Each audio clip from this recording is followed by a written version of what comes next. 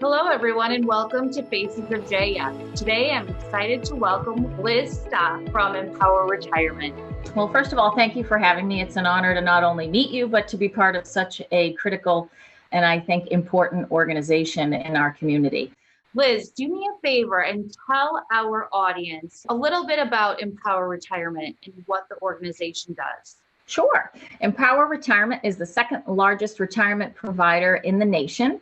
And what we do is simple. We work with corporations and government entities to provide the best retirement plan for participants so that they can have a secure and successful retirement. I am so excited to hear about what you've been doing over this past year with the pandemic, and also talk about all the great work Empower Retirement has done with the Joe Andruzzi Foundation. Where would you like me to start? You want me to start with going remote in COVID?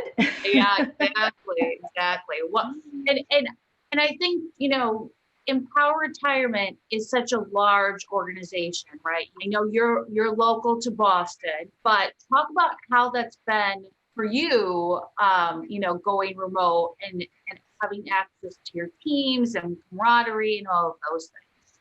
I have to tell you, it has been a fantastic and amazing experience. One of the things that I think defines an organization is its leadership. And I remember our president when I was at a sister firm in the past, Putnam Investments, on 9/11.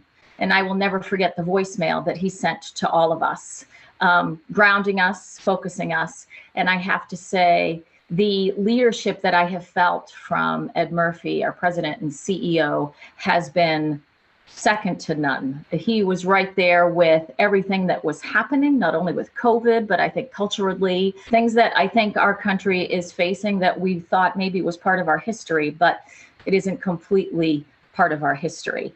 And so what I'm most proud of was those grounding messages, emails. I think things have changed. It's less of a voicemail world, but much more of an email world.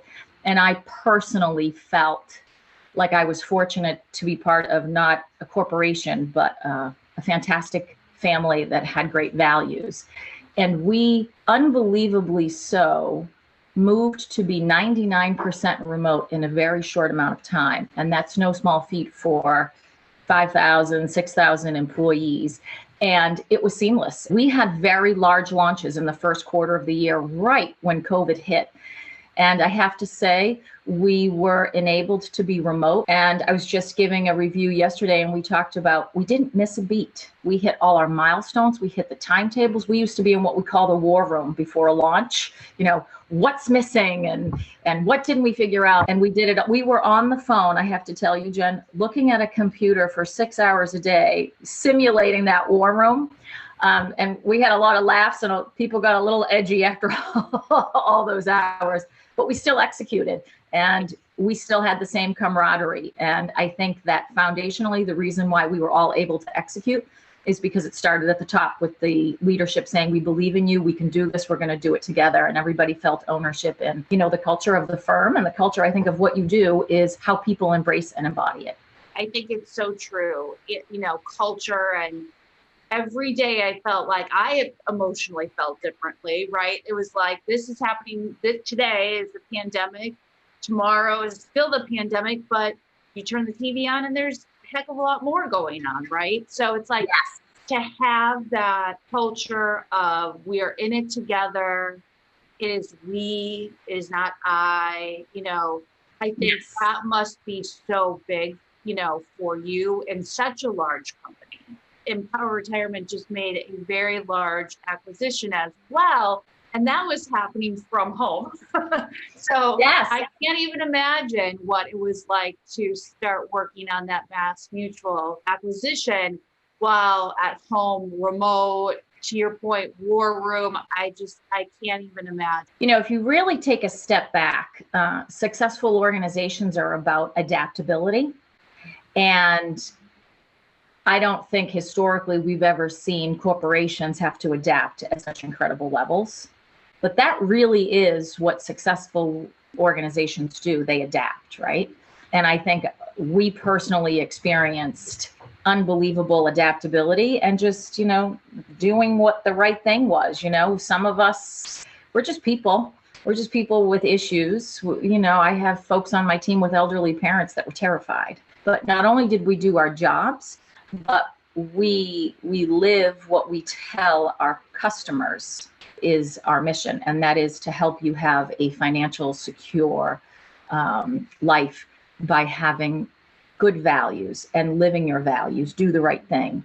You know, it's kind of like the Pats, right? I didn't even think of that. You know, do your job and do the right thing, right? We did our job. We did the right thing. We led, we collaborated. And when you put all those things together, you get there. Yeah. And I too look at, you know, how you serve your customers and your values. And I think that that is very much how JAF is. You know, obviously, we're not necessarily looking to transform retirement freedom, even though that we would love to do that for our patient community. But what we're doing is we're allowing them to put their shoulders down. We're allowing them a little freedom to think about the treatment that they're undergoing with cancer and to take care of themselves and their family. A lot of things that we're hearing, especially in this current climate, is how women are having to stay home and take care of their families. And they're not, even if they are able to work remote, they're now having to teach their children remotely or care for an elder parent or, you know, a child that typically was in even adult daycare, right? There's so many different things that we're experiencing. Have you been touched with any of those things?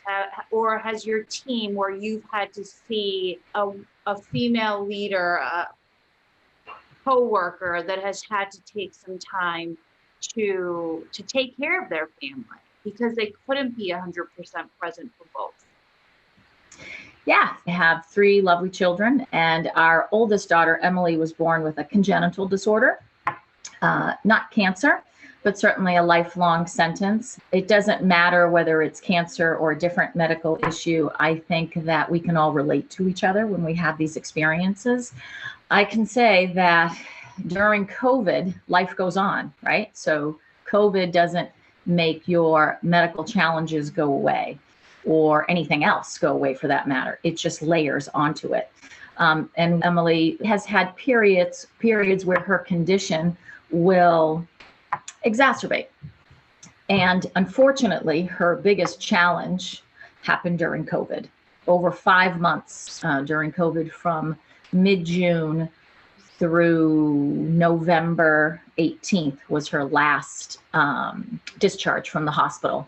We were in the hospital for 4 months out of those 5 months. And I have to say that as a firm, I felt they weren't a firm, they were a family. There was a period of time where, you know, I had to keep working. I'm a main contributor to our financial well-being as a family.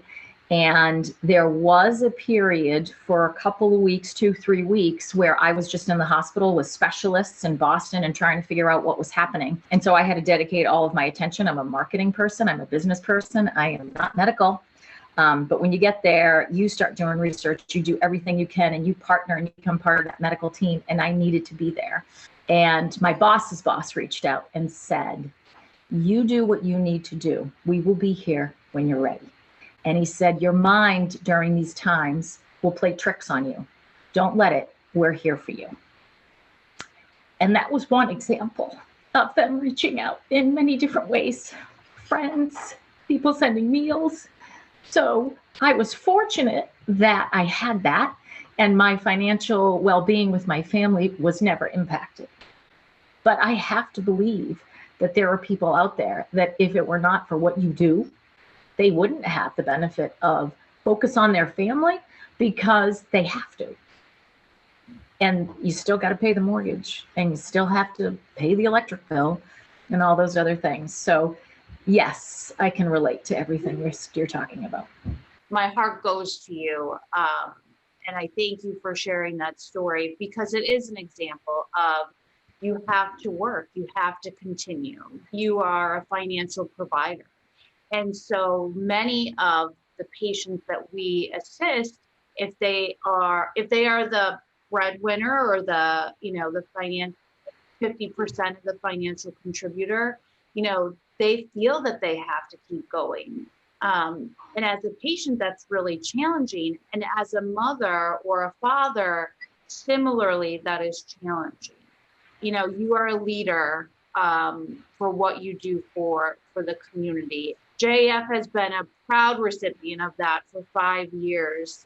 What a relief it was for JAF to hear that Empower was willing, ready and able to give to our COVID relief fund in the beginning of the year. And because of that, we were able to fund over 125 cancer patients and families last year. I mean, it's fantastic. Yeah, it's like there's no words, right? Like there's like no words, and that's one singular year. And from myself, from the board, from the entire staff, and all of the patients, we are extraordinarily thankful to Empower for this partnership. And we're so lucky to have a like-minded partner who is so centered at culture and family dynamics. And I believe truly, as JF's president CEO, you feed your family, they will thrive. If I'm here to feed my staff and feed, our volunteers, they are going to thrive. And if they thrive, that means we are doing more work, creating more solutions, and making a bigger impact for patients and families. And at the end of the day, that is what we're here to do. So as Bill Belichick says, do your job. Yeah. And, thank you for all that you're doing. Makes a big difference for folks that need the support to know that there are caring hands out there. So thank you. Well, thank you so much. And please, from all of us, tell your entire team locally in Denver and everywhere else. Thank you so much for supporting the foundation. Thank you. My pleasure. Thank you.